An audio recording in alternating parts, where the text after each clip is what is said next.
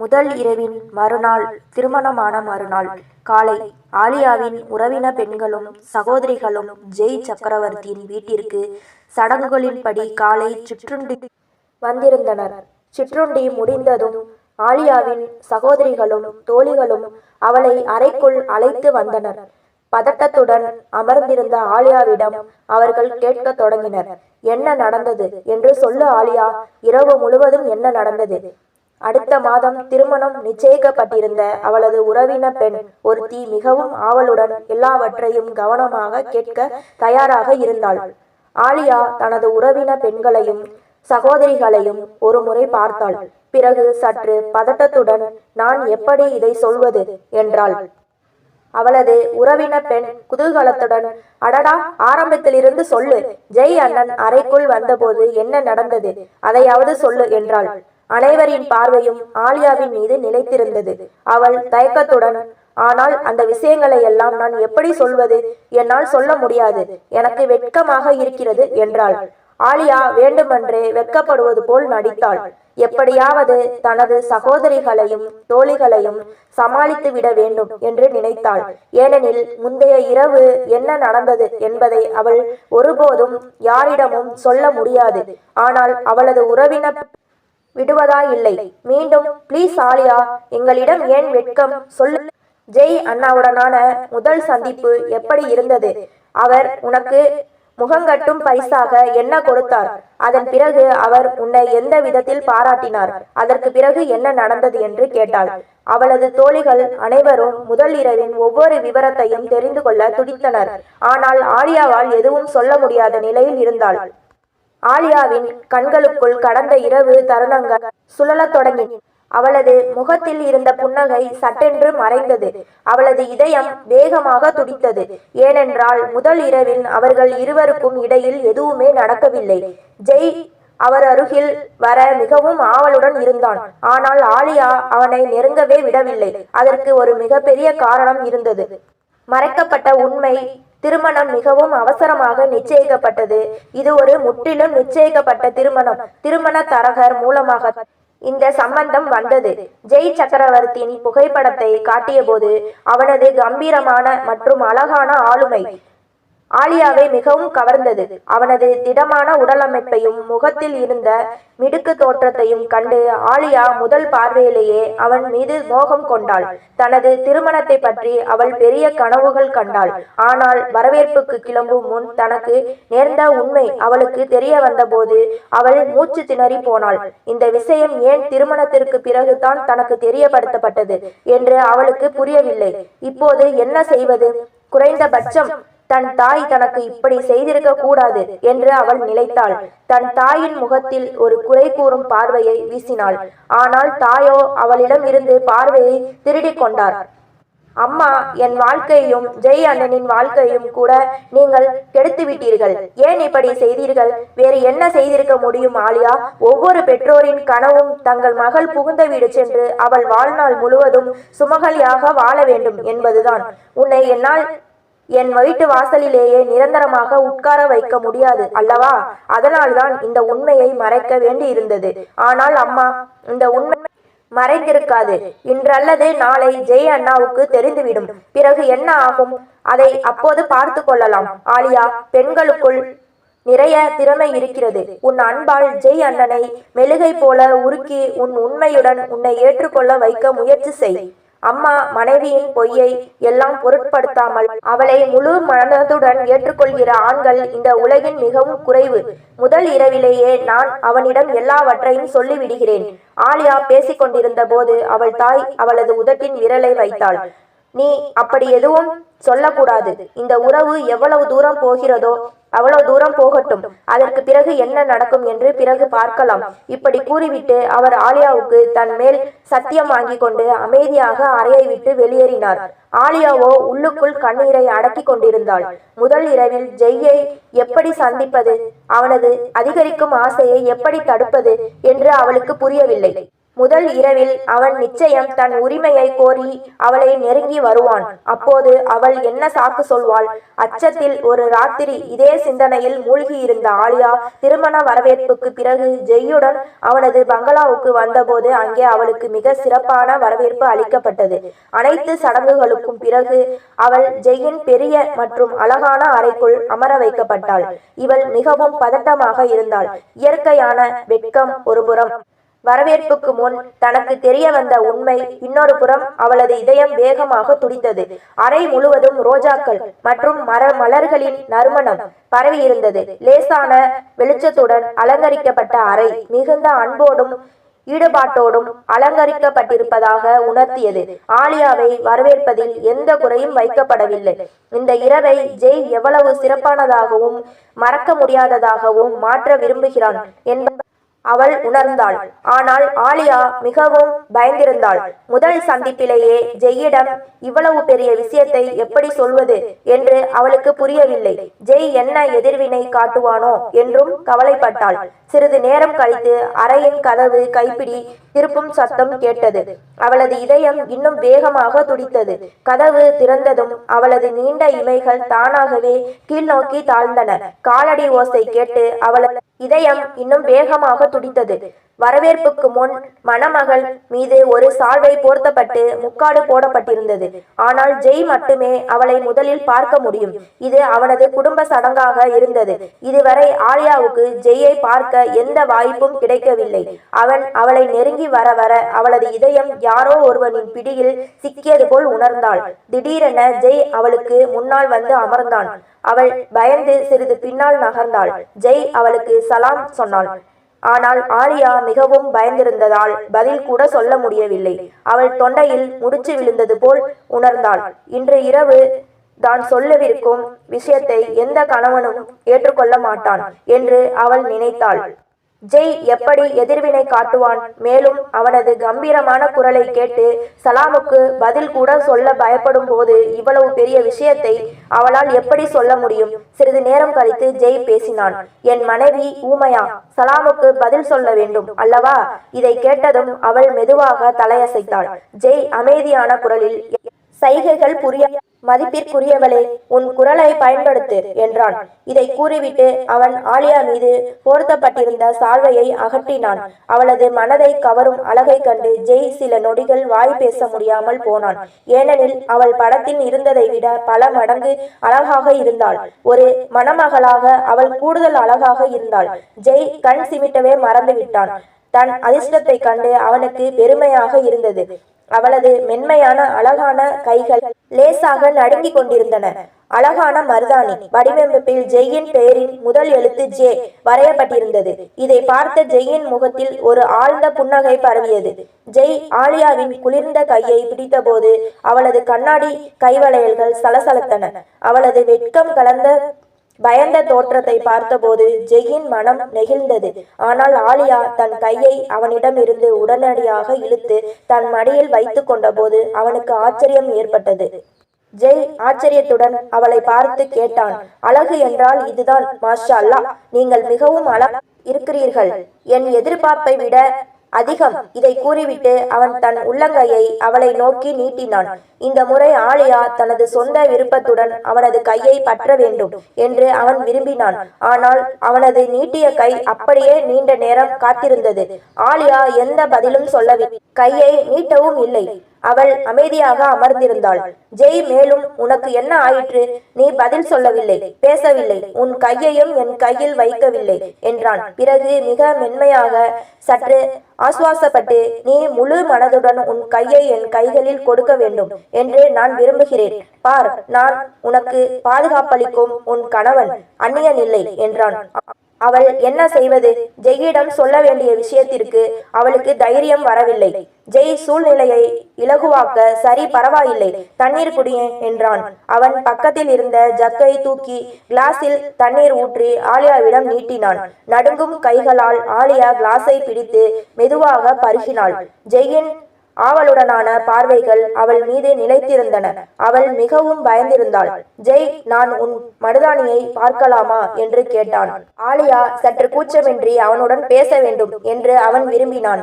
ஆனால் ஆலியா அப்போதும் தன் கையை அவனிடம் நீட்டவில்லை. ஜெய் அன்பான கண்களால் பார்த்தான்.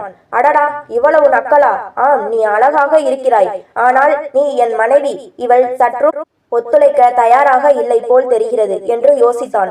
ஜெய் இன்று இரவு தான் வற்புறுத்தினால் இந்த உறவு ஆரம்பத்திலேயே மோசமாகிவிடும் என்று அறிந்திருந்தான். ஆனால் ஆலியா சற்றும் பேச தயாராக இல்லை என்று கண்டதும் அவன் மென்மையாக, ஆலியா, ஏதாவது பிரச்சனையா? ஏதாவது கவலை இருந்தால் தயவு செய்து என்னிடம் சொல்லலாம் என்றான். ஆலியா மெதுவாக நான் என்று இருமுறை சொல்லிவிட்டு மீண்டும் அமைதியானாள். எப்படி பேசுவது, எங்கு தொடங்குவது என்று யோசித்தாள். ஜெய் தொடர்ந்து, நான் கேட்கிறேன், சொல்லு, என்ன விஷயம் என்றான். ஆலியாவின் கண்களில் நீர் வழிந்தது. இதை பார்த்த ஜெய் கவலையடைந்தான். என்ன ஆச்சு? பார், கணவனும் மனைவியும் ஒருவருக்கொருவர் துணைகள், நண்பர்கள். உனக்கு உன் குடும்பத்தார் ஞாபகம் வருகிறதா? அல்லது வேறு ஏதாவது விஷயமா? நீ என்னிடம் சொல்லலாம். என் எண்ணப்படி உனக்கு உன் அம்மா அப்பாவை தான் ஞாபகம் வந்திருக்கும். ஜெய் தானே அவளது குளிர்ந்த கைகளை தன் கைகளில் எடுத்தான். ஆலியாவுக்கு வேறு எதுவும் தோன்றவில்லை. அதனால் தலையசைத்து ஆம் என்றாள். ஜெய் புன்னகைத்து, பார், இது எப்போதும் நடப்பதுதான். ஒரு ராஜாவாலும் தன் மகளை தன் வீட்டிலேயே வைத்துக் கொள்ள முடியாது. அவனும் தன் மகளை அனுப்பி வைக்க வேண்டும். என் அம்மாவும் புகுந்த வீடு வந்தவர்தான். உன் அம்மாவும் வந்தவர்தான். இந்த சடங்கு காலம் காலமாக நடந்து வருகிறது. இனியும் நடக்கும். நீ புதிய உறவுகளிலும் புதிய சூழலிலும் உன்னை நீ மாற்றிக்கொள்ள வேண்டும் என்றான். ஆனால் ஆலியாவின் வாயிலிருந்து வெளிவந்த வார்த்தைகள் ஜெய்யை அதிர்ச்சிக்குள்ளாக்கின. ஆலியா மெதுவாக கண்களை மூடி மிகவும் சிரமப்பட்டு, இன்று இரவு நான் உங்களுக்கு உங்கள் உரிமையை கொடுக்க முடியாது. தயவு செய்து என்னை நெருங்காதீர்கள் என்றாள். ஜெய் முழுவதுமாக உறைந்து போனான். இந்த வார்த்தைகள் அவனது உள்ளத்தை உலுக்கின. இவ்வளவு அன்போடும் உணர்வோடும் இந்த உறவை தொடங்க விரும்பினான். ஆனால் இந்த சிறுமி அவனை மறுத்துவிட்டாள். ஜெய் கோபத்துடன் அவளது இரு கைகளையும் விட்டெறிந்து அவளை கடுமையான கண்களால் பார்த்தான். பிறகு கம்பீரமான குரலில் ஏன் என்று கேட்டான். ஆனால் ஆலியா எந்த பதிலும் சொல்லவில்லை. அழுது கொண்டே இருந்தாள். ஜெய் ஒரு ஆழ்ந்த மூச்சு விட்டு தான் 4 மணி நேரம் சிரமப்பட்டு அலங்கரித்த அறையை பார்த்தான். இந்த இரவு தன் மனைவிக்கு மறக்க முடியாத நினைவாக இருக்க வேண்டும் என்பதற்காகத்தான் அவன் இதையெல்லாம் செய்தான். ஆனால் இந்த பெண் ஆலியா, அவள் மிகவும் குழப்பத்தில் இருந்தாள். இந்த விஷயத்தை எப்படி சமாளிப்பது என்று அவளுக்கு புரியவில்லை. அவள் சொல்லிவிட்டாள். ஆனால் இப்போது பயந்தாள். ஜெய் மீண்டும் கடுமையான குரலில், சொல்லு, எனக்கு ஏன் என் உரிமையை கொடுக்க முடியாது? காரணம் என்ன என்று கேட்டான். அவனது அமைதியான தொனியை கேட்ட ஆலியாவின் இதயம் உள்ளுக்குள் காய்ந்த இலை போல் நடுங்கியது. அவள் அமைதியாக கண்ணீர் வடித்தாள். ஜெய் தன் முகத்தை அவள் அருகில் கொண்டு சென்று கடுமையான குரலில், நான் உன்னை கேட்கிறேன், பதில் சொல்லு என்று கேட்டான். ஜெயின் இந்த அழுத்தமான தொனி ஆலியாவை மேலும் பயமுறுத்தியது. ஆனால் அவள் அப்போதும் எதுவும் சொல்லவில்லை. ஜெய் எரிச்சலுடன், ஆலியா, உன் அமைதி என் மனதை குழப்புகிறது. காரணம் என்னவென்று சொல்லு என்றான். ஆலியாவின் மனதில் குழப்பம் நீடித்தது. என்ன சாக்கு சொல்வது, என்ன சொல்வது என்று யோசித்தாள். அவள் உண்மையை சொன்னால் ஜெய் அவளை இப்போதே அறையிலிருந்து வெளியேற்றி விடுவான். அவன் அவளிடம் எப்படி நடந்து கொள்வான் என்று தெரியவில்லை. இப்போதைக்கு அவள் ஜெய்யை தன்னை நெருங்க விடாமல் தடுக்க விரும்பின. அதனால் யோசிக்க நேரம் கிடைக்கும். ஆனால் ஜெய் அவளை அடைய மிகுந்த ஆவலுடன் இருந்தான். அது நியாயமானதும் கூட. அது அவனது முதல் இரவு. முதல் இரவின் எந்த ஆணும் தன் புது மனைவியின் மீது ஆவலுடன் இருக்கவே செய்வான். அதே சமயம் ஜெய்யின் மனதிலும் பலவிதமான சந்தேகங்கள் எழுந்தன. அவன் மீண்டும் கசப்பான குரலில், ஆலியா, உன்னை கேட்கிறேன், பதில் சொல்ல போறியா இல்லையா என்று கேட்டான். அப்போது ஆலியா பயத்துடன் மெதுவான குரலில், எனக்கு பயமாக இருக்கிறது. இது எல்லாம் எப்படி நடக்கும் என்று எனக்கு தெரியவில்லை. என்னால் எதையும் ஏற்றுக்கொள்ள முடியவில்லை. எல்லாம் இவ்வளவு அவசரமாக நடந்தது. முதல் இரவில் ஆண்கள் பெண்களுக்கு மிகவும் வலி கொடுப்பார்கள் என்று கேள்விப்பட்டேன். அதனால்தான் எனக்கு பயமாக இருக்கிறது என்று உளறினாள். அவள் தடுமாறி கொண்டிருந்தாள். யோசிக்காமல் மனதில் தோன்றியதை சொல்லிக் கொண்டிருந்தாள். இதை கேட்ட ஜெய் நிம்மதி பெருமூச்சு விட்டான். அவனது உதட்டின் ஒரு சிறிய புன்னகையுடன் தோன்றியது. தன் மனைவி மிகவும் அபாயம் அறியாதவள் என்று நினைத்தான். திருமணம் ஆலியாவின் விருப்பப்படி நடக்கவில்லை, அல்லது அவள் வேறு யாரையாவது விரும்புகிறாள் என்றெல்லாம் அவன் யோசித்திருந்தான். எந்த கணவனாலும் தன் மனைவி தன் மனதில் வேறு யாரையாவது வைத்துக்கொண்டு தனக்கு முன்னால் அமர்ந்திருப்பதை ஏற்றுக்கொள்ள முடியாது. ஆனால் இது பல பெண்களுக்கு முதல் இரவில் ஏற்படும் ஒரு இயற்கையான பயம் என்று நினைத்தான். இப்போது அவள் பதட்டமில்லாமல் இருக்க அவன் முயற்சி செய்தான். உன் பயம் இயல்பானது என்று எனக்கு தெரியும். ஆனால் நம்பு, நான் உன்னை ஒருபோதும் காயப்படுத்த மாட்டேன். இது நம் வாழ்நாள் முழுவதும் உள்ள பந்தம். நம் வாழ்வில் இப்படி ஒரே ஒரு இரவு இருக்காது. நம் வாழ்வில் அனைத்து இரவுகளும் இப்படித்தான் அழகாக இருக்கும். ஒரு முறை நீ உன்னை கரங்களில் ஒப்படைத்து விடு. நான் சத்தியம் செய்கிறேன், என் கரங்களில் உனக்கு அமைதியோடு நிறைய அன்பும் கிடைக்கும். ஆனால் அவள் அதையல்லவா விரும்பவில்லை. அவனது கண்களில் தெரிந்த வெளிப்படையான தன்மையையும் குறும்பையும் கண்டு அவள் மிகவும் பதட்டமடைந்தாள். பிறகு தன்னை சமாளித்து கொண்டு, நீங்கள் எனக்கு சிறிது கால அவகாசம் தர முடியாதா? எல்லாம் இவ்வளவு அவசரமாக நடந்தது. ஒரு மாதத்தில் நிச்சயிக்கப்பட்டு பிறகு திருமணம். நான் இப்போதைக்கு முதல் இரவுக்கு முழுமையாக தயாராக இல்லை. தயவு செய்து என் நிலையை புரிந்து கொள்ள முயற்சி செய்யுங்கள் என்றாள். அவளது பேச்சை கேட்ட ஜெய், சரி, பரவாயில்லை. அப்படியானால் நீ போய் மாற்றிக்கொள் மற்றும் ஓய்வெடு. அன்பு செலுத்த வாழ்நாள் முழுவதும் இருக்கிறது என்றான். ஜெய் இப்படி சொன்னான். ஆனால் இந்த இரவை பற்றி அவன் பல கனவுகள் கண்டிருந்தான். முதல் இரவு ஒரு ஆணுக்கு மிகவும் முக்கியத்துவம் வாய்ந்தது. இருந்தாலும் ஆலியாவுக்கு சிறிது நேரம் கொடுக்க வேண்டும் என்று அவன் நினைத்தான். ஆலியா அவசரமாக கட்டிலில் இருந்து எழுந்து அலமாரியை திறந்து ஒரு சாதாரண உடையை எடுத்து பிறகு அலங்கார மேசை முன் நின்று தனது நகையையும் வளையல்களையும் கலட்டினான். ஜெய் சக்கரவர்த்தி ஆவலுடன் அவளை பார்த்து கொண்டிருந்தான். இன்று இரவு தன் கையால் அவளது வளையல்களை கலற்றும் உரிமை அவனுக்கு இருந்தது. ஆனால் அவனது மனைவி அவகாசம் கேட்டிருந்தாள். இந்த இரவுக்காக ஜெய் எவ்வளவு ஆவலுடன் இருந்தான் என்பதை அவள் யோசிக்கவே இல்லை. தன் அலங்கார மனைவியிடம் போய் மாற்றிக்கொள் என்று சொல்வது ஒரு ஆணுக்கு எவ்வளவு கடினம்.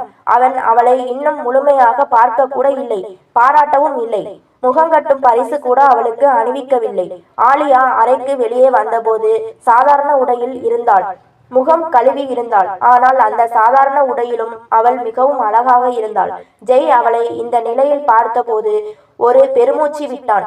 அவனது உணர்வுகள் அவனை தொந்தரவு செய்தன.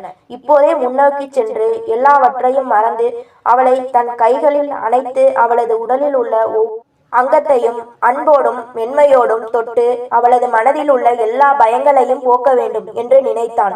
தன் அன்பால் ஆலியாவை மயக்க வேண்டும். அதனால் அவனது துணையை ஏங்குவாள் என்றும் நினைத்தான். ஆனால் இப்போதைக்கு அவன் ஆலியாவின் விருப்பத்திற்கு எதிராக எதையும் செய்ய விரும்பவில்லை. அதனால் உதவியற்ற நிலையில் ஒரு ஆழ்ந்த மூச்சு விட்டான். பிறகு ஆலியா, என் இரவு உடையை அலமாரியில் இருந்து எடுத்துக்கொடு என்றான். ஆலியா அந்த தயக்கத்தின் சுவரை உடைத்து அவனுடன் சகஜமாக பழகுவதற்காகவே ஜெய் வேண்டுமென்றே அவளிடம் வேலை வாங்கினான். ஆலியா தயக்கத்துடன் அலமாரியை திறந்து அவனது இரவு உடையை எடுத்து கட்டிலின் மீது வைத்தாள். ஜெய் எழுந்து இரவு உடையை எடுத்துக்கொண்டு குளியலறைக்குள் சென்றான். இந்த இரவை குறித்து எத்தனை ஆசைகள் வைத்திருந்தான். ஆனால் ஆலியா அவனது உணர்வுகளை சற்றும் பொருட்படுத்தவில்லை. இருப்பினும் இந்த குளிர்காலத்தின் கூட ஜெய் சக்கரவர்த்தி குளிர்ந்த நீரில் குளித்தான். அதனால் தனது பொங்கி எழும் உணர்வுகளை தணிக்க முடிந்தது. குளித்துவிட்டு அவன் திரும்பி வந்தபோது ஆலியா இன்னும் கட்டிலில் அமர்ந்திருந்தாள். அவள் தூங்கவில்லை. கட்டிலில் படுக்க வேண்டுமா அல்லது எதிரே உள்ள சோஃபாவில் போய் படுக்கலாமா என்று குழப்பத்தில் இருந்தாள். ஜெய் அவளை விழித்திருக்க கண்டபோது, என்ன ஆச்சு, இன்னும் ஏன் தூங்கவில்லை என்று கேட்டான். அவள் மெதுவாக, நான் கட்டிலில் படுக்கவா அல்லது சோபாவில் படுக்கவா என்று கேட்டாள். ஜெய் டவலில் தன் தலைமுடியை துடைத்து கொண்டிருந்தான். பிறகு டவலை நாற்காலியில் எரிந்துவிட்டு, இவ்வளவு பெரிய கட்டிலில் நான் மட்டும் தனியாக தூங்க முடியாது. இங்கே ஆரமாக படுக்கலாம். சோபாவில் தூங்க வேண்டிய அவசியமில்லை என்றான். இதை கேட்ட ஆலியாவின் இதயம் வேகமாக துடித்தது. ஜெய் ஏன் அவளை கட்டிலில் படுக்க சொல்கிறான்? அவனது நோக்கம் வேறு எதுவோவாக இருக்குமோ? அவள் இதயம் வேகமாக துடித்தது. ஜெய், பார், எனக்கு வீட்டு வேலைகள் செய்யும் பழக்கமில்லை. அதனால் என் வேலைகள் அனைத்தையும் நீதான் செய்ய வேண்டும். இப்போது அந்த டவலை எடுத்து அதன் இடத்தில் வைத்துவிடு என்றான். இருவருக்கும் இடையே சிறிது நெருக்கம் வருவதற்காக ஜெய் வேண்டுமென்றே ஆலியாவிடம் வேலைகள் வாங்கினான். ஆலியா விரைவாக எழுந்து நாற்காலியில் இருந்த டவலை எடுத்து குளியலறையில் வைத்தாள். திரும்பி வந்தபோது ஜெய் கட்டிலின் பாதியில் படுத்துக்கொண்டு போர்வையை போர்த்தி கொண்டிருந்தான். ஆனால் ஆலியா மிகவும் பதட்டமாக இருந்தாள். அவள் கட்டிலின் விளிம்பில் வந்து அமர்ந்தாள். நேரம் ஜெய் அவளை அப்படியே அமர்ந்து பார்த்தான். பிறகு என்ன ஆச்சு, தூங்கும் எண்ணம் இல்லையா என்று கேட்டான். இதை கேட்ட ஆலியா கட்டிலின் விளிம்பில் படுத்து கொண்டாள். அதனால் அவர்கள் இருவருக்கும் இடையில் சிறிது இடைவெளி இருந்தது. ஜெயின் இதயம் அந்த இடைவெளிகள் அனைத்தையும் அகற்ற விரும்பியது. ஆனால் அவன் ஆலியாவுக்கு அளித்த வாக்குறுதியை காப்பாற்ற வேண்டியிருந்தது. அதனால் அவன் ஒரு பக்கமாக திரும்பி தூங்க முயன்றான். சிறிது நேரத்தில் ஆலியாவும் தூங்கிவிட்டாள். ஜெயும் தூங்கிவிட்டான். ஏனெனில் திருமண அமளியால் இருவரும் மிகவும் களைப்படைத்திருந்தனர். பிடிவாதமும் குழப்பமும். காலையில் ஜெய் விழித்தபோது ஆலியா ஆழ்ந்த உறக்கத்தில் இருந்தாள். அவளது அப்பாவியான முகத்தை பார்த்தபோது ஜெயின் மனம் மீண்டும் ஆவலுடன் துடித்தது. ஆனால் அவன் அவளை விரைவாக எழுப்பி, ஆலியா எழு, எங்கள் வீட்டில் அனைவரும் அதிகாலையிலேயே எழுந்து விடுவார்கள் என்றான். ஆலியா தூக்க கலக்கத்தின் கண்களை திறந்து பார்த்தபோது திடீரென ஜெய் தன் அருகில் இருப்பதை உணர்ந்து பயந்து உடனே எழுந்து அமர்ந்தாள். ஜெய், சீக்கிரம் தயாராகு, இன்னும் சிறிது நேரத்தின் கதவு தட்டப்படும் என்றான். ஆலியா எழுந்து அலமாரியில் இருந்து ஆடைகளை குளித்த பிறகு தயாராக தொடங்கினாள். அவள் மெதுவாக தன் தலைமுடியை வாரி கொண்டிருந்தாள். ஜெயின் ஆவலுடனான பார்வைகள் அவள் மீது நிலைத்திருந்தன. கூந்தலில் இருந்து சொட்டும் நீர்த்துளிகள் அவளது சுத்தமான கழுத்தின் முத்துக்களை போல மின்னின. அவன் மெதுவாக எழுந்து ஆலியாவின் பின்னால் வந்து நின்றான். போதை நிலையில் அவன் தன் விரல்களால் அந்த நீர்த்துளிகளை தொட்டான். ஜெயின் விரல்களின் ஸ்பர்சத்தின் ஆலியாவின் இதயம் வேகமாக துடித்தது. அடுத்த கணம் அவன் தன் மென்மையான உதடுகளை அவளது கழுத்தில் வைத்தான். ஆலியாவின் உள்ளுக்குள் ஒரு உணர்ச்சி புயல் எழுந்தது. அவளது உடலில் ஒவ்வொரு பகுதியும் கடுமையாக துடித்தது. அவள் ஒரு நொடியில் ஜெயிடம் இருந்து விலகினாள். ஆனால் ஜெய் அவளது இடுப்பில் கை போட்டு அவளை தன் பக்கம் இழுத்தான். அவளது முகத்தில் இருந்த முடியை விலக்கி காதுகளுக்கு பின்னால் தள்ளினான். பிறகு தன் உதடுகளை அவளது காதுகளுக்கு அருகில் கொண்டு சென்றான். கிசுகிசுக்கும் தொனியில், முதலிரவு இல்லாவிட்டாலும் எனக்கு ஒரு முகங்கட்டும் பரிசு கூட உனக்கு கொடுக்க நீ அனுமதிக்கவில்லை. நீ வெளியே போகும்போது எல்லோரும் உன்னிடம் கேள்வி கேட்பார்கள் என்றான். ஆலியா மெதுவாக, அப்படியானால் அணிவித்துக் கொடுங்கள் என்றாள். ஜெய் பக்கத்து மேசையின் இழுப்பறையை திறந்து ஒரு அழகான தங்கச் சங்கிலியை எடுத்தான். அவன் ஆலியாவின் அருகில் வந்தான். அவளது ஈரமான தலைமுடியை முன்னால் தள்ளி சங்கிலியை அணிவித்தான். அவன் ஆலியாவிடம் வேறு ஏதாவது சொல்வதற்குள் அறையின் கதவு தட்டப்பட்டது. கதவு திறந்ததும் ஆலியா தனது சகோதரிகளையும் உறவின பெண்களையும் கண்டு ஆச்சரியப்பட்டாள். ஜெய்யும் அதிர்ச்சி அடைந்தான். இவ்வளவு காலையிலேயே அவனது மாமனார் வீட்டார் வந்து விட்டார்களா என்று. அவளது சகோதரிகள், நாங்கள் உனக்காக காலை சுற்றுண்டி கொண்டு வந்திருக்கிறோம், வா சாப்பிடலாம் என்றனர். அவர்கள் அனைவரும் ஆலியாவின் கையை பிடித்து வெளியே அழைத்து சென்றனர். ஆலியா வெளியே வந்ததும் பாத்திமா ஆயிரக்கணக்கான ரூபாய் நோட்டுகளை அவள் தலையை சுற்றிவிட்டு வேலைக்காரர்களுக்கு கொடுத்தாள். பிறகு ஆலியாவின் நெற்றியில் முத்தமிட்டு பல ஆசீர்வாதம் வழங்கினாள். காலை சிற்றுண்டி மிகவும் மகிழ்ச்சியான சூழலில் நடந்தது. ஆனால் அதன் பிறகு ஆலியாவின் சகோதரிகளும் உறவின பெண்களும் அவளை மீண்டும் அறைக்குள் அழைத்து சென்று சிரித்து கொண்டே, இப்போது சொல்லு, இரவு எப்படி கழிந்தது? ஜெய் அண்ணாவுடன் என்னென்ன பேசினீர்கள் என்று கேட்டனர். இதை கேட்ட ஆலியா பதட்டமடைந்தாள். அவள் தயக்கத்துடன், என்ன அர்த்தம், எல்லோருக்கும் நடப்பது போலவேதான் கழிந்தது என்றாள். அவளது ஒரு உறவின பெண், அப்படியல்ல, எல்லாவற்றையும் எங்களிடம் சொல்லு. அண்ணா அறைக்குள் வந்தபோது என்ன நடந்தது பார், எங்களிடம் எதையும் மறைக்க தேவையில்லை என்றாள். ஆலியா என்ன பதில் சொல்வது, என்ன சொல்லக்கூடாது என்று புலம்பினாள். எல்லோரின் வற்புறுத்தலால் அவள் தனது சகோதரிகளுக்கும் உறவின பெண்களுக்கும் சில விஷயங்களை சொன்னாள். ஆனால் முதல் இரவில் அவள் தன் கணவனை நெருங்க விடவில்லை என்பதை மட்டும் சொல்லவில்லை. செயலாக ஜெய் தனது கை கடிகாரத்தை அறையில் மறந்துவிட்டான். அவன் கை கடிகாரத்தை எடுக்க அறை வாசலை அடைந்த போது ஆலியா பேசிக் கொண்டிருந்ததை கேட்டான். இதை கேட்ட அவனுக்கு கோபம் பொங்கியது. அவனுக்கும் அவனது மனைவிக்கும் இடையிலான விஷயங்களை அவளது மாமனார் வீட்டாருக்கு தெரிவது அவனுக்கு சற்றும் பிடிக்கவில்லை. இது கணவன் மனைவிக்கு இடையேயான ரகசியம். மற்றவர்கள் ஏன் இதை கேட்க வேண்டும், ஏன் சிரிக்க வேண்டும்? இந்த விஷயத்தில் ஜெய் ஆரம்பத்தில் கடுமையாக இருந்தான். அவன் இப்போதைக்கு அமைதியாக இருந்தான். ஆனால் ஆலியாவிடம் இது பற்றி கடுமையாக பேச வேண்டும் என்று மனதிற்குள் முடிவு செய்தான். சிறிது நேரத்தில் அவளது சகோதரிகளும் உறவின பெண்களும் திரும்பி சென்றனர். ஆனால் அதன் பிறகு ஜெய்யுக்கு ஆலியாவிடம் பேச வாய்ப்பு கிடைக்கவில்லை. ஏனென்றால் பாத்திமா அவளை மணவரை விருந்துக்காக அழகு நிலையத்திற்கு அழைத்து சென்றாள். இரவில் மணவரை விருந்தில் ஆலியா மிகவும் அழகாக இருந்தாள். ஆனால் ஜெய் சக்கரவர்த்தி ஒருமுறை கூட அவளை முழு மனதுடன் மனதுடன் பார்க்கவில்லை. அவன் அவள் மீது மிகுந்த கோபத்தில் இருந்தான். ஆலியா அறைக்குள் வந்ததும் உடனே தன் ஆடைகளை மாற்றினாள். இன்று மீண்டும் ஜெய் அவளது உரிமை கேட்க மாட்டானா என்று அவள் மீண்டும் மீண்டும் யோசித்தாள். இதையெல்லாம் நினைத்து ஆலியா மிகவும் பயந்திருந்தாள். ஜெய் அவளை நெருங்கும் நாள், அவளது உண்மை வெளிவரும் நாள், அவன் அவளை நிரந்தரமாக விட்டு விலகி விடுவான். அவளை வீட்டை விட்டு தள்ளி விடுவான். அவளது இல்லறம் பாழாகிவிடும், உடைந்துவிடும் என்று அவள் அறிந்திருந்தாள். ஆனால் அவள் எவ்வளவு காலம்தான் தன் கணவனுக்கு அவனது உரிமையை தராமல் இருக்க முடியும் என்று யோசித்தாள். அவன் எவ்வளவு காலம்தான் சாக்குகளையும் காரணங்களையும் கேட்டுக்கொண்டே இருப்பான். அவள் ஜெய்யை நெருங்க அனுமதிக்காவிட்டால் அவன் சந்தேகம் கொள்வான்.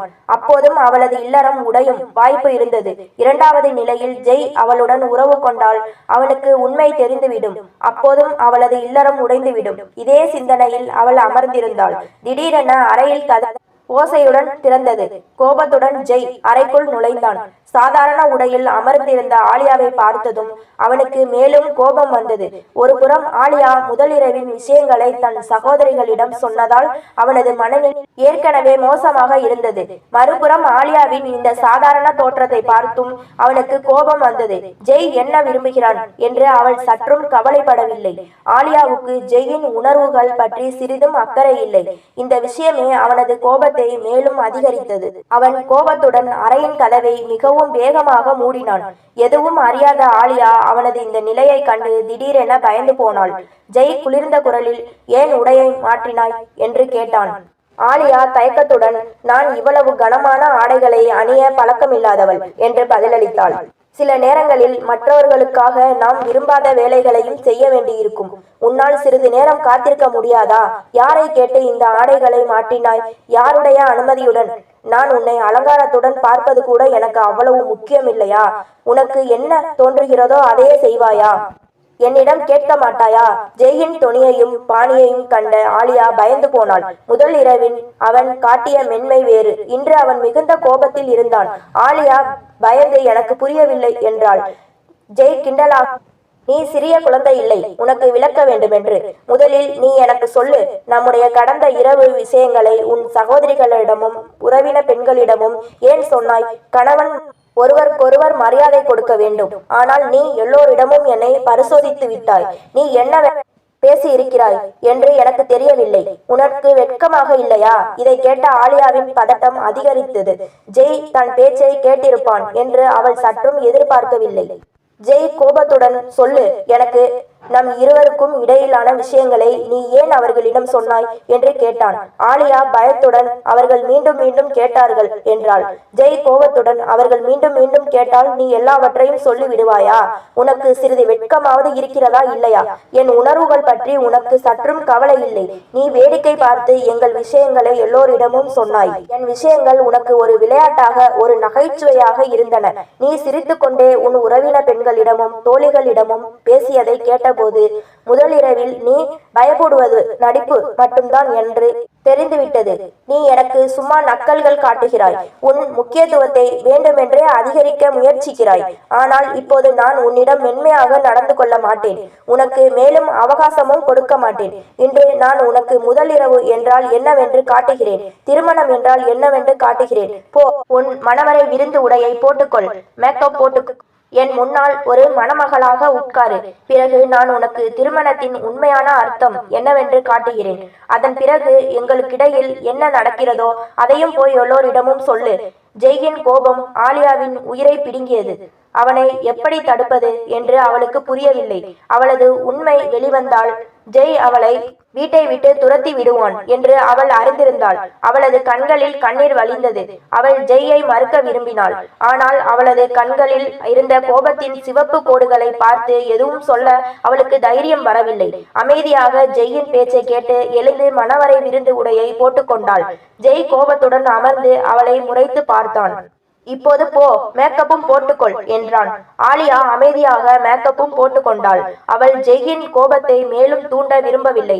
மேக்கப் போட்டுக்கொண்டு அவள் கட்டிலில் அமர்ந்தாள். ஜெய் அவளுக்கு முன்னால் அமர்ந்தான். ஆனால் ஆலியா பயந்தாள். மயங்கி விடுவாள் உணர்ந்தாள். ஜெய்யுக்கு உண்மை தெரிந்தால் அவளது வாழ்க்கை பாழாகிவிடும் என்று அவள் அறிந்திருந்தாள். ஆனால் இந்த ரகசியம் எவ்வளவு காலம்தான் மறைத்திருக்க முடியும்? ஜெய் அவளை நெருங்கி வர வர அவளது இதயம் வேகமாக துடித்தது. அடுத்த கணம் ஜெய் அவளது மென்மையான உதடுகளின் மென்மையை தன் உதடுகளால் திருட ஆரம்பித்தான். ஜெய்யின் கரங்களில் அவளது மென்மையான உடல் ஒரு நொடியில் ஜெய்யின் உணர்வுகளில் நெருப்பை மூட்டியது. அவன் போதையில் அவளது முகத்தில் ஒவ்வொரு அங்கத்தையும் தொட்டான். ஆனால் ஆலியாவின் நிலை மோசமடைந்தது. முகத்தில் இருந்து அடுத்த நொடியில் ஜெய் அவளது கழுத்தில் இருந்து கீழே இறங்கி அவளது உடலை ஆக்கிரமிக்க தொடங்கினான். ஜெய் அவளை முழுவதுமாக ஆடையின் தடைகளிலிருந்து விடுவிக்கும் முன் அவள் என்ன நினைக்கிறாள் என்று யோசிப்பதற்கு முன்பே பயத்தின் காரணத்தினால் அவள் அவனது கைகளின் நிலை குலைந்து மயக்கமடைந்து விட்டாள். இதை பார்த்த ஜெய் மிகவும் பதற்றமடைந்தான். அவன் உடனடியாக அவளது கன்னங்களை தட்டினான். ஆலியா, கண்களை திற, உனக்கு என்ன ஆச்சு? ஆனால் ஆலியா உண்மையில் மயங்கிவிட்டாள். அவள் தலையை தடவிக்கொண்டே, கடவுளுக்காக எழு ஆலியா, உனக்கு என்ன ஆயிற்று என்று கேட்டான். இப்போது அவனது கோபமும் காம உணர்வும் அனைத்தும் மறைந்துவிட்டது. இப்போது அவனுக்கு ஆலியாவின் நிலை பற்றி மட்டுமே கவலை. அவள் மீண்டும் மீண்டும் அவளை எழுப்ப முயற்சித்தபடி இருந்தான். அவளது முகம் வெளுத்து போய் மஞ்சள் நிறமடைந்ததைக் கண்டு அவன் மிகவும் பயந்தான். ஆலியா, நீ இவ்வளவு பயப்படுவாய் என்று எனக்கு எப்படி தெரியும்? இது திருமணத்தின் 2வது இரவு. ஆலியா மயங்கிவிட்டாள் என்பதை வெளியே சென்று யாரிடமும் சொல்ல முடியாது. வெளியே யாருக்காவது தெரிந்தால் அவர்கள் நிச்சயம் தன்னையே குற்றம் சாட்டுவார்கள் என்று ஜெய் நினைத்தான். மேசையில் இருந்த ஜக்கில் இருந்து தண்ணீரை எடுத்து ஆலியாவின் முகத்தில் தெளித்தான். சிறிது நேரத்தில் அவள் சுய நினைவு பெறுவதாக அவன் உணர்ந்தான். அவள் முழுமையாக உணர்வு பெறுவதற்கு முன் ஜெய்யை பார்த்ததும் மீண்டும் பயந்து மறுபடியும் மயங்கிவிட்டாள். இந்த முறை ஜெய் விரைவாக அறையின் விளக்கை அணைத்துவிட்டு கட்டிலில் படுத்துக்கொண்டு கண்களை மூடினான். ஆலியா மீண்டும் பயந்து மயங்கிவிடக் கூடாது என்பதற்காக. காலையில் ஆலியா எழுந்திருக்கும் முன்பே ஜெய் தனது அலுவலகத்திற்கு சென்று விட்டான். அடுத்த சில நாட்களுக்கு அவன் ஆலியாவிடம் பேசவே இல்லை. அவன் அவளுக்கு சமயம் கொடுக்க விரும்பினான். ஆனால் அவன் எவ்வளவு காலம் பொறுமையாக இருக்க முடியும்? ஆலியா பெரும்பாலான நேரத்தை பாத்திமா பேகமும் செலவிட்டாள். நாள் முழுவதும் அவரிடம் பேசினாள். இப்போது அவள் சமையலறையில் வேலை செய்யவும் ஆரம்பித்தாள். ஜெய் அலுவலகத்திற்கு சென்ற பிறகு அவனது சிறு சிறு வேலைகளையும் செய்து முடித்தாள்.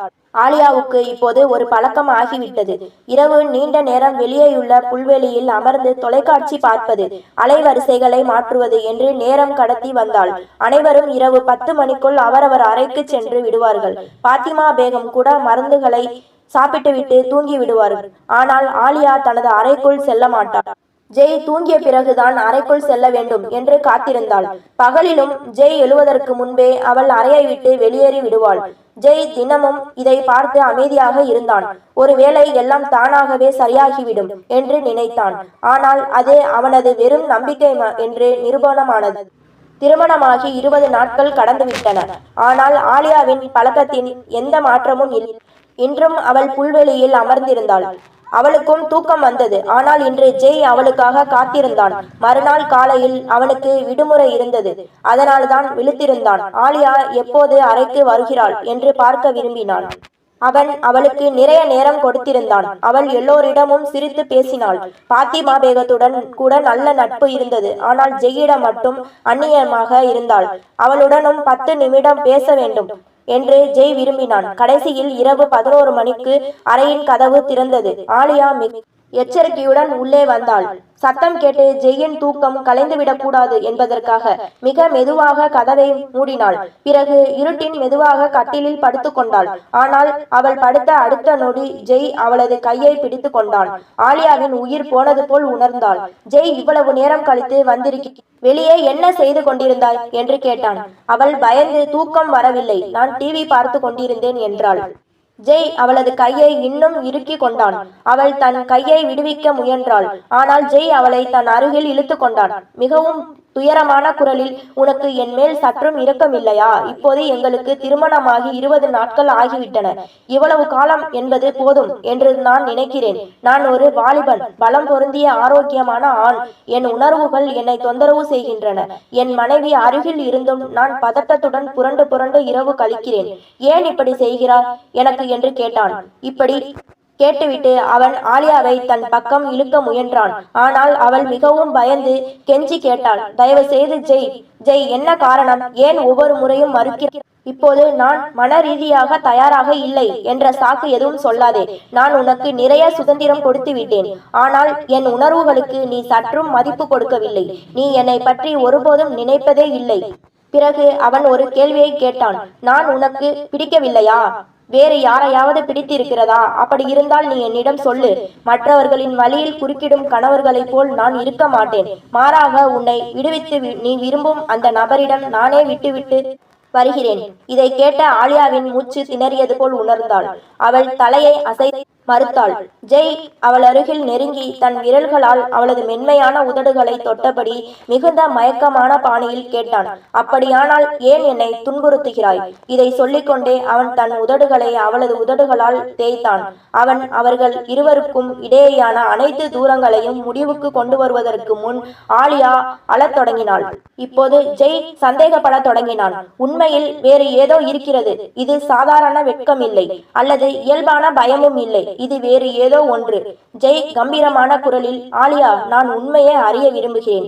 வா, எழுந்து உட்கார் என்றான். இதை சொல்லிவிட்டு அவன் தானும் எழுந்து உட்கார்ந்தான். இன்று தனது முடிவு நெருங்கிவிட்டது போல் ஆலியா உணர்ந்தாள். நடுங்கியபடி, நான் உங்களிடம் உண்மையை கூறினால் நீங்கள் என்ன செய்வீர்கள் என்று கேட்டாள். இதை கேட்ட ஜெயின் இதயம் திடீரென துடித்தது.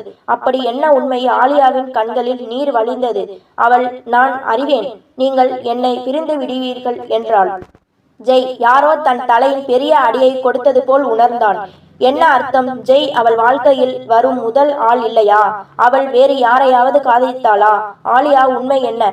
நீ வேறு யாரையாவது விரும்புகிறாயா? ஆலியா அழுது கொண்டே, என்னால் உங்களிடம் உண்மையை கூற முடியாது.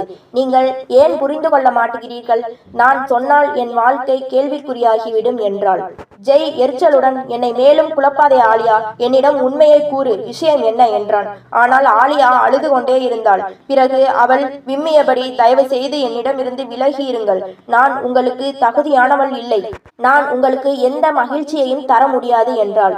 இதை கேட்டதும் ஜெய் அவளது கையை உதறினான். இதன் பொருள், ஜெய் வருவதற்கு முன்பே அவள் வாழ்க்கையில் யாரோ இருந்திருக்கிறார்கள். அவள் தனது உணர்வுகளையும் அழகையும் ஏற்கனவே ஒருவரிடம் இழந்திருக்கிறாள். அதனால்தான் இப்போது ஜெய்யை மகிழ்விக்க முடியவில்லை. இப்படி நினைத்ததும் ஜெய்யின் கண்கள் கோபத்தாலும் எரிச்சலாலும் சிவந்தன. அவன் கடுமையான குரலில், நான் உன்னை என் வீட்டில் வைத்திருக்க முடியாது. இவ்வளவு பெரிய விஷயத்தை நீ என்னிடம் மறைத்து விட்டாய். முதலில் நீ யாரையோ காதலித்தாய் என்று நினைத்தேன். ஆனால் நீ உன் எல்லாவற்றையும். இதை சொல்லிவிட்டு ஜெய் அவளை மிகவும் வெறுப்புடன் பார்த்தான். இதை கேட்ட ஆலியாவுக்கு நிலைமை அதிர்ந்தது போல் உணர்ந்தாள். ஜெய் கோபத்துடன், ஏற்கனவே தன் மரியாதையை இழந்த ஒரு பெண்ணுடன் என்னால் வாழ முடியாது என்றான். ஆலியா பயந்து போய் உடனடியாக, இப்போது நீங்கள் தவறாக புரிந்து கொள்கிறீர்கள். நீங்கள் நினைப்பது போல் எதுவும் இல்லை என்றாள். ஜெய் நக்கலான சிரிப்புடன், அப்படியானால் நான் எப்படி நம்புவது? நீதான் இப்போது என்னால் உனக்கு தகுதியற்றவள் என்றும் எந்த மகிழ்ச்சியையும் தர முடியாது என்றும் சொன்னாய். சொல்லு ஆலியா, உனக்கு என்ன நடந்தது? ஏதாவது விபத்தா? அல்லது அது உன் விருப்பம்? இதை சொல்லிவிட்டு ஜெய் அமைதியானான். ஆலியாவின் கண்ணீர் தொடர்ந்து வழிந்தது. அவள் அடைந்த குரலில், நீங்கள் தவறாக புரிந்து கொள்கிறீர்கள் என்றாள். ஆனால் ஜெய் முழுவதுமாக நம்பிவிட்டான். ஆலியா மறைக்க முயற்சிக்கும் ஏதோ ஒன்று நடந்திருக்கிறது என்று.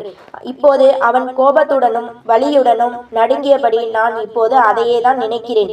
என்னிடம் உண்மையை சொல்லு ஆலியா, உனக்கு என்ன நடந்தது என்றான். ஆலியா கதறி அழுதாள்.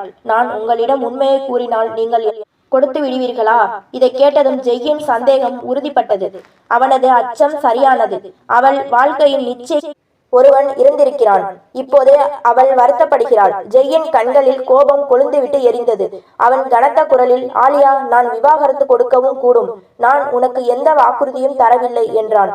ஜெய்யின் சுவாசம் கோபத்தால் அதிகரித்தது. கடந்த ஒரு மாதமாக தான் கனவு கண்ட பெண் தன்னை இப்படி ஒரு வார்த்தை சொல்ல நேரிடும் என்று அவன் கனவிலும் நினைத்திருக்கவில்லை. ஆலியாவுக்கு அப்படி எதுவும் நடந்திருக்க கூடும் என்று. அவன் இதுவரை யாருடைய எச்சில் கலந்த கிளாஸிலும் தண்ணீரை குடித்ததில்லை. யாருடைய பயன்படுத்தப்பட்ட டவலை கூட பயன்படுத்தியதில்லை. அப்படி இருக்க பயன்படுத்தப்பட்ட மனைவி எப்படி வைத்துக் கொள்வது? ஜெய்யின் மனதில் ஓடியவை. பைத்தியக்காரத்தனமாக இருந்தது. அவன் இங்கிருந்து எழுந்து போ, உன்னை என்னுடன் என் கட்டிலில் வைத்துக் கொள்ள நான் தகுதியற்றவன் என்றான். நான் இதுவரை என் ஒவ்வொரு உணர்வையும் என் மனைவிக்காக சேமித்து வைத்திருந்தேன். எந்த பெண்ணுடனும் தொடர்பு வைத்துக் கொள்ளவில்லை. ஒரு ஆணாக நான் நம்பிக்கை துரோகம் செய்யவில்லை. யாரையும் கண்ணால் பார்த்ததில்லை. எனக்கு யாரும் தடை போடவில்லை. என்றாலும் என் பின்னால் பெண்கள் அலைந்தனர். ஆனால் நான் நினைத்தேன், நான் ஏன் என் மனைவிக்கு அநீதி செய்ய வேண்டும்? ஏன் வேறு ஒருத்தியை பார்க்க வேண்டும்? யாருக்கு என் மனைவிக்கு மட்டுமே உரிமை இருக்கிறதோ அவளை ஏன் நான் தவறான கண்களால் பார்க்க வேண்டும்? ஒரு ஆணாக நான் என் பார்வையை பாதுகாத்தேன். என் உணர்வுகளை பாதுகாத்தேன். என் ஒவ்வொரு ஆசையையும் என் மனைவியுடன் நிறைவேற்ற வேண்டும். அவளது உரிமையை முழுமையாக கொடுக்க வேண்டும் என்பதற்காக. ஆனால் ஒரு பெண்ணாக நீ ஏன் எனக்கு இவ்வளவு பெரிய அநீதி இழைத்தாய்? கடந்த 20 நாட்களாக நான் உன்னிடம் கேட்டு வருகிறேன். நீ கடந்த 20 நாட்களாக என்னை தட்டி கழிக்கிறாய். இது இயல்பான வெட்கம், பயம் என்று நினைத்தேன். இந்த இடைவெளிகள் மெதுவாக மறைந்துவிடும் என்று நான் உன் மீது அக்கறை காட்டினேன். உணர்வு பூர்வமாக அணுகினேன். ஆனால் இதுதான் நடக்கும் என்று எனக்கு தெரியாது. அவள், நீங்கள் தவறாக புரிந்து கொள்கிறீர்கள். ஜெய், என் பேச்சை கேளுங்கள் என்றாள். ஆனால் ஜெய் இதற்கு மேல் எதையும் கேட்க தயாராக இல்லை. அவன், போதும், என்னிடமிருந்து விலகி இரு, இப்போது இங்கிருந்து போ என்றான். ஆலியா, கடவுளுக்காக ஜெய், ஒரு முறை என் பேச்சை கேளுங்கள் என்றாள். அவன், நான் உன்னிடம் சொல்லிவிட்டேன் அல்லவா, போய் சோபாவில் தூங்கு. நீ இரவில் இந்த அறையில் தங்க நான் அனுமதி கொடுத்ததற்காக சந்தோஷப்படு என்றான். ஆனால் காலையில் உன்னை உன் தாய் வீட்டிற்கு விட்டு விடுவேன். நான் யாரோ பயன்படுத்திய எடுத்துக்கொள்வதில்லை. அப்படி இருக்க மனைவியை எப்படி வைத்துக் கொள்ள முடியும்? இதை கேட்ட அவள் அழுது கொண்டே, அப்படி எதுவும் இல்லை, நான் கடவுள் மீது சத்தியம் செய்ய தயாராக இருக்கிறேன் என்றாள். ஆனால் அவன், எனக்கு நம்பிக்கை இல்லை, எனக்கு உறுதிப்படுத்து, நீ என் வாழ்க்கையில் வரும் முதல் ஆண் என்று எனக்கு நம்பிக்கை கொடு என்றான்.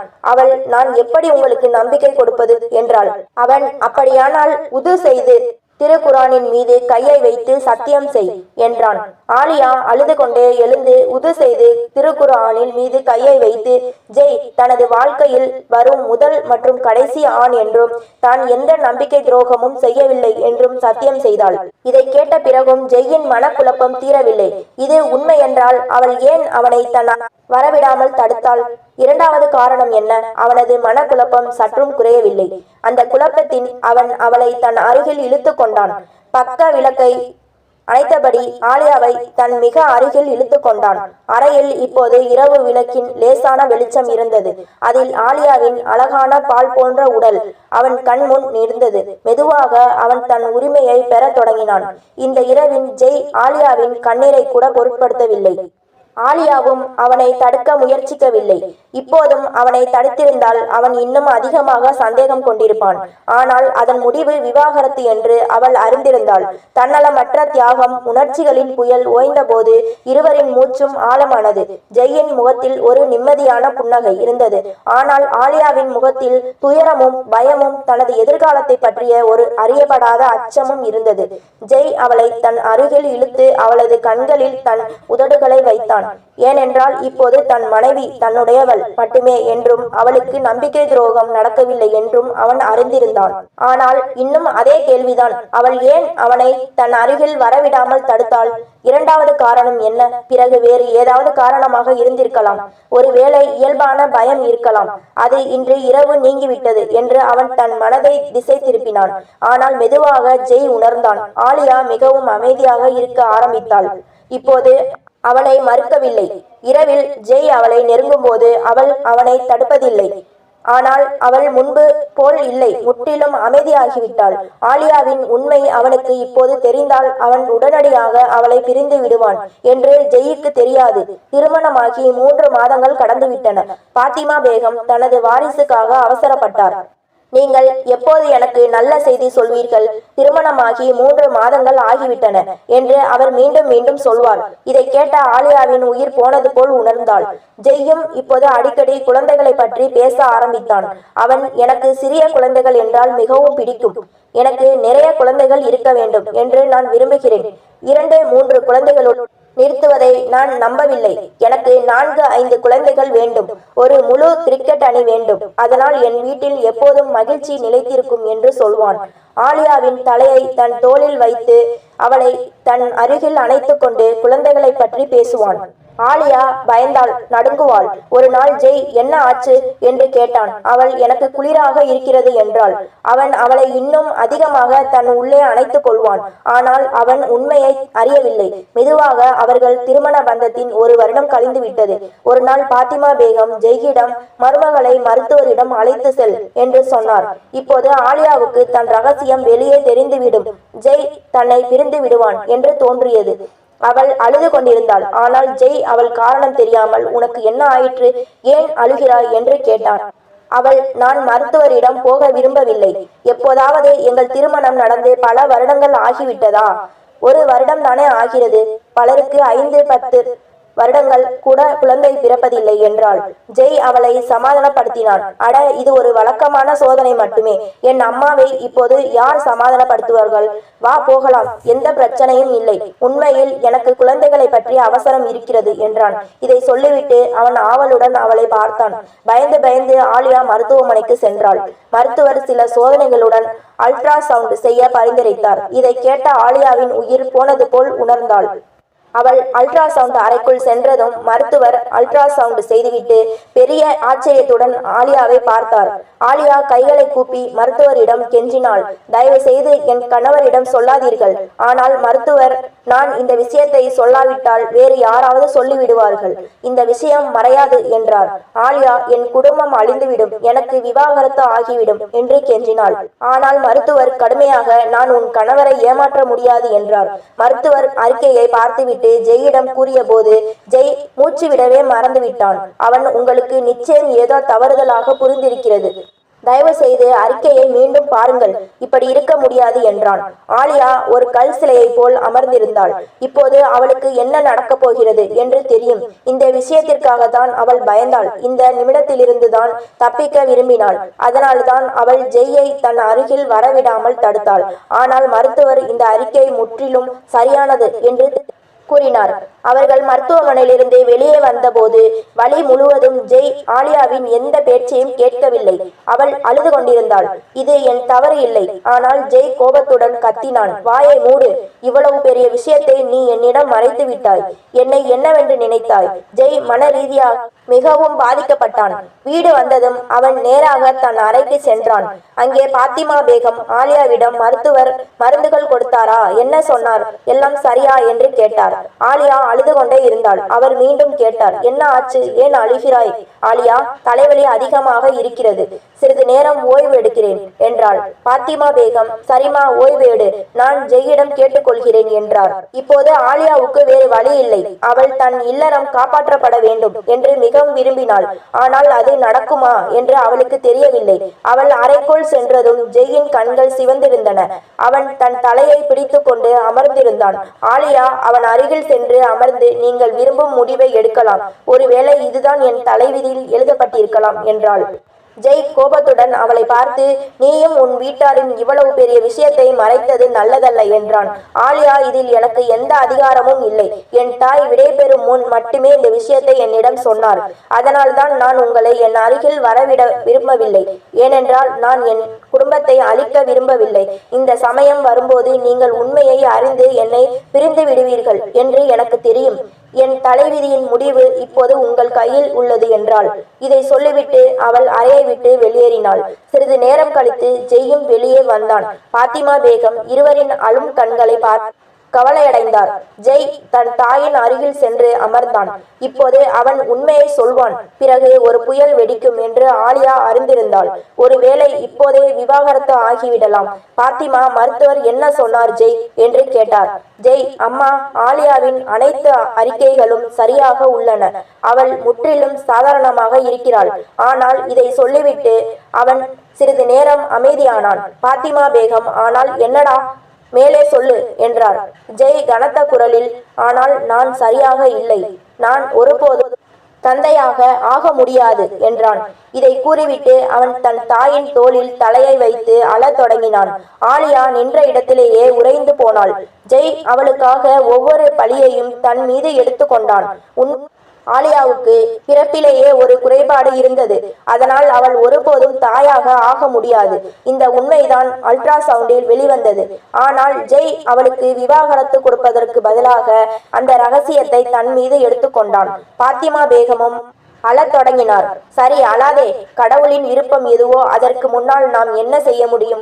ஜெய், அம்மா, கடவுளுக்காக மீண்டும் என்னிடம் இப்படி ஒரு கோரிக்கையை வைக்காதீர்கள் என்றான். ஜெய்யை பார்த்தாள். அவள் ஜெய்யிடம் இந்த விஷயத்தை சொன்னால் அவளுக்கு விவாகரத்து கொடுத்து விடுவான் என்று நினைத்தாள். ஆனால் அவன் அப்படி செய்யவில்லை. இரவில் அவள் அறைக்கு வந்தபோது ஜெய் மிகவும் அமைதியாக இருந்தான். அவள், நீங்கள் ஏன் இவ்வளவு பெரிய பொய்யை சொன்னீர்கள் என்று கேட்டாள். ஜெய், ஏனெனில் கணவன் மனைவி ஒருவருக்கொருவர் ஆடை போன்றவர்கள். ஆடை ஒருவரின் குறைகளை மறைக்கும் என்றான். அவன் அவளை தன் அருகில் இழுத்து, நான் உன்னை மிகவும் நேசிக்கிறேன் ஆலியா. நாம் ஒரு அனாதை குழந்தையை தத்தெடுத்துக் கொள்வோம் என்றான். ஆலியா அவன் மார்பில் தலை வைத்து உலக கவலைகள் அனைத்தையும் மறந்துவிட்டாள். ஏனென்றால் தனது வாழ்க்கை துணை உண்மையுள்ளவர் என்று அவள் அறிந்து கொண்டாள். உண்மையான அன்பு மற்றும் விசுவாசம் என்பது மற்றவரின் குறைகளையும் ரகசியங்களையும் ஏற்றுக்கொண்டு அதற்காக தன்னலமற்ற தியாகங்களை செய்வதாகும்.